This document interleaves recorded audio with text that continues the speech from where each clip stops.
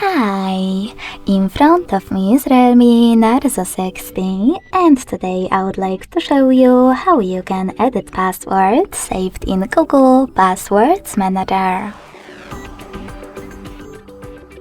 You need to begin by going into Devices Settings and scrolling all the way down to access Google section.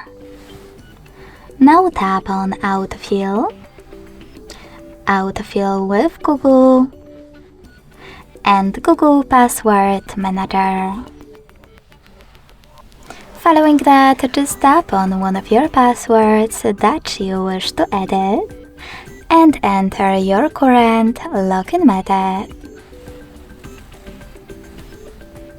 Then click on Edit button right next to the delete one and change wherever you wish to.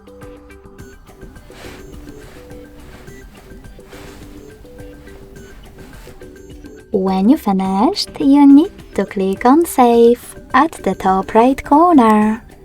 So when I do that, as you can see, my password has changed.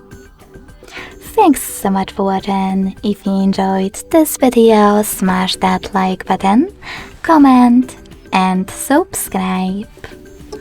Bye!